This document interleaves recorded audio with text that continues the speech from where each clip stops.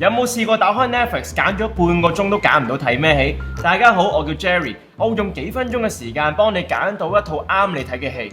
Netflix 早排咧就上咗部韓劇叫《惡緣 The Karma》，所謂啊惡有惡報，成套戲咧都係講報仇，俾網友評為2025年至今最燒腦嘅必睇神劇。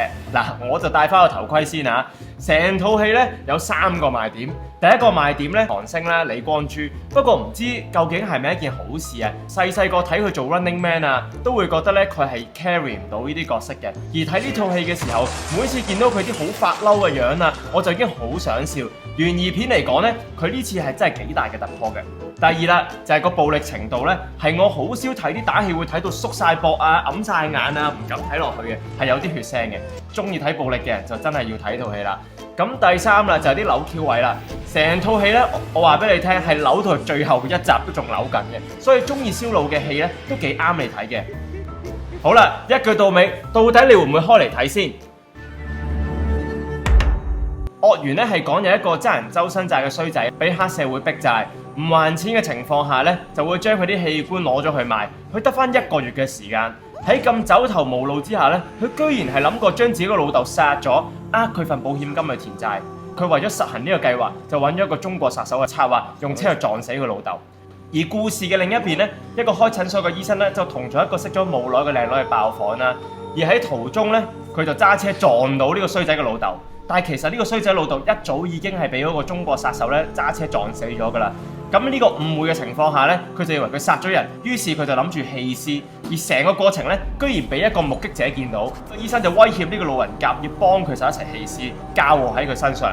而後續咧，你真係估唔到呢個路人甲咧，居然係成為成個故事一個好重要嘅人物。成個古仔咧係好多人物嘅，但係你繼續睇落去咧，一啲都唔複雜。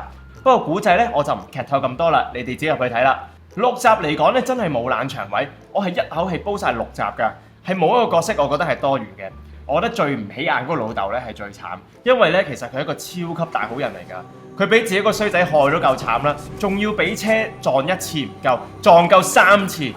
最尾佢條屍係喺荒山野嶺俾狗咬，途人發現先知道原來佢俾人棄屍喺一個凍冰冰嘅地方。呢一幕咧我聽完真係超級心噏，真係個仔。光洙今次做呢個偷食嘅醫生咧，我覺得佢做得幾好嘅。由細到大都有睇 Running Man 啦，所以我覺得佢好難做到一啲好認真啊、好嬲嘅角色。但我今次見到報復嗰個心態啊，同埋一啲俾人勒索之後好頻能嗰個感覺咧，做得好好，係真係好唔錯嘅。不過都有陣時有啲位有笑場嘅，因為佢個面部表情真係好搞笑。之前我都有睇過佢做其他癲佬嘅角色啦，我覺得佢真係越做越好。如果大家中意睇佢做啲變態佬嘅角色咧，可以睇下佢喺 Disney Plus 咧有一套係叫《無路可走》，大尺度嘅暴力咧，可能啱一啲需要畫面刺激嘅朋友。譬如呢一套戲有好多攞火燒嘅人啊，用電鋸去活摘啲器官啊，跟住用車撞到成個身甩開一半啊，攞個鐵鏟啊斬人啊，呢啲咧真係啲好變態嘅劇情。但擺入呢一套惡有惡報嘅電影裏面咧，係都幾啱嘅。呢套戲就係你有幾狠，你嘅下場就幾咁折墮。所以我哋平時咧真係刀下留人，凡事留一線好啲啦。好啦，去到最後尾扭橋位啦，開場有個角色咧，俾人燒到人唔似人，鬼唔似鬼咁樣。咁我哋一開始以為係個衰仔嚟嘅，但睇到後面咧，其實原來係另有其人。而成個古仔咧，中間都嚟咗一個反高潮，喺嗰個車 cam 度見到嗰個真正嘅兇手咧，佢嗰個驚嚇個樣咧，真係睇完我都嚇親嘅。而個導演咧，好成功將所有唔起眼嘅角色咧，慢慢帶到成為成個故事嘅主線。我覺得呢一幕真係做得非常之好。嗱，咁我對呢套戲嘅評分咧，如果係5分咧，我都俾到4.2分嘅。如果中意講孽障啊、卡瑪嘅呢啲電影咧，都可以 share 俾多啲人睇嘅。嗱，我介紹嘅電影咧，未必係啱晒每個人嘅口味，但係我就當自己係一個電影嘅白老鼠啦，幫大家試咗戲先。希望大家中意我嘅影評，可以俾個 like 我 ，share 同 subscribe 我嘅 channel。下一步你想我講啲咩戲，留言話我知。我哋好快又會再見㗎啦，拜拜。